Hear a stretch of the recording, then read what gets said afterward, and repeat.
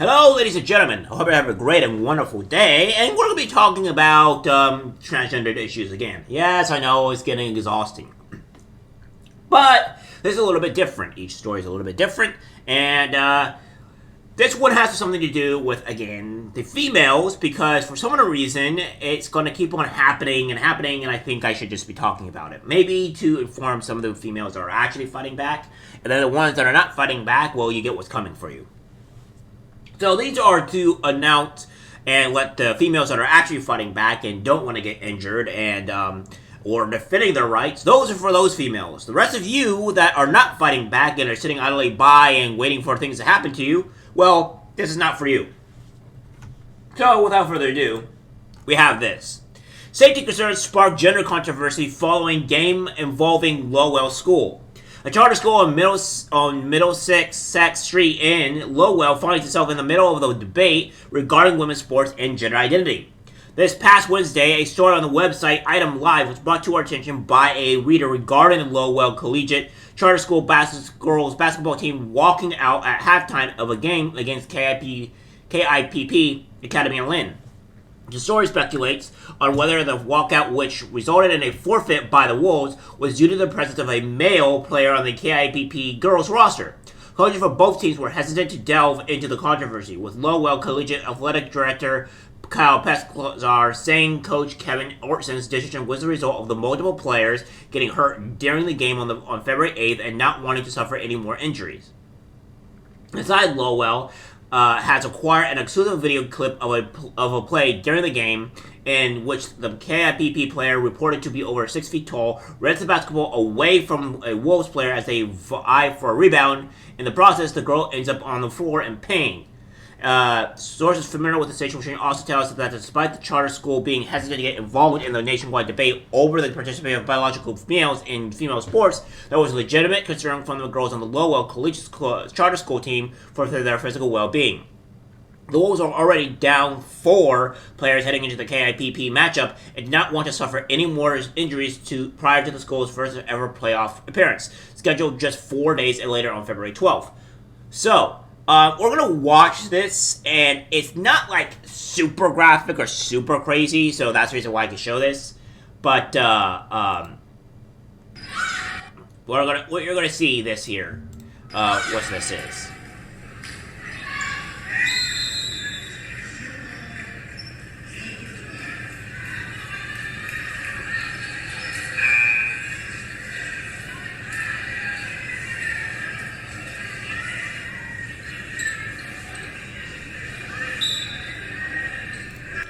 Now, if you look at this person here, this person obviously does not look too feminine, I guess you could say.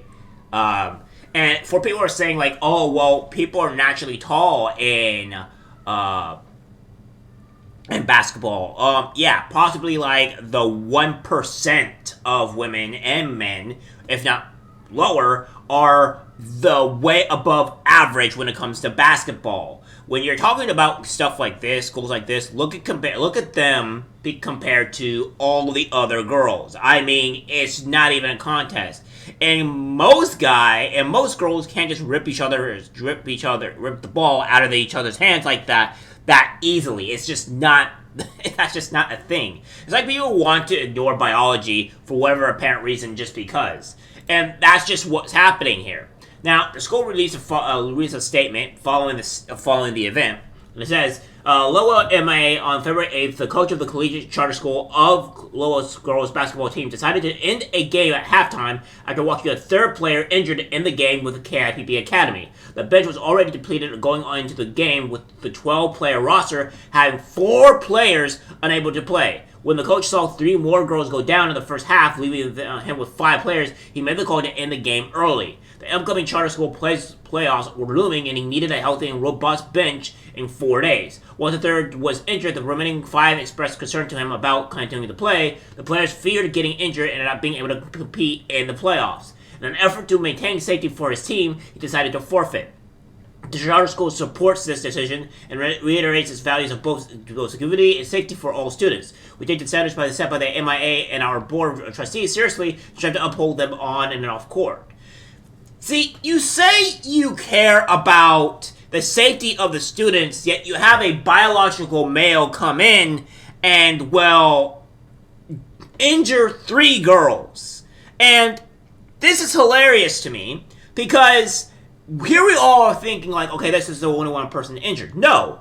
This person injured through 3 other girls in the process of this one. So 4 girls were actually injured in this. This is the reality.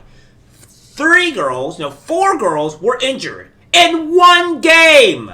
In one game, 4 girls were injured by this one single individual. So I don't know about you, but there seems to be a bit of a biological difference, eh? And it seems like women are suffering because of this. This will be even worse if the girls didn't even know that this was happening, or this person was even participating, because this did happen in a MMA match. I believe it was MMA, and these girls didn't even know they were going up against a male at all. So that's another huge problem. So we're going to do something like that. So we have this here: gender identity and play on KIPP basketball team. The KIPP County Girls Basketball game on February 8th against the Collegiate Charter School of Lowell ended at halftime. The question is, why? Collegiate Charter left 60 minutes of play with KIPP leading 31-14. The game goes into the books as a 10-0 forfeit win for KIPP. According to multiple sources, KIPP has a male player on this girls' basketball roster, despite the school offering a boys' program.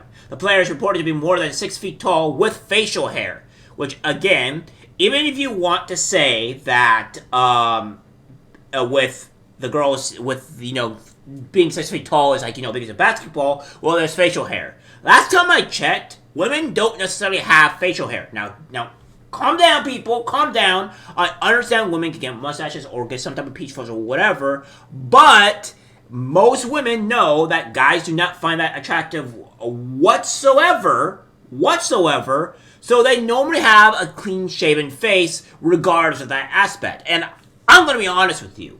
I have not seen a girl, a woman, or what have you, ever have a beard. Unless they're trans, of course. Because, there's that.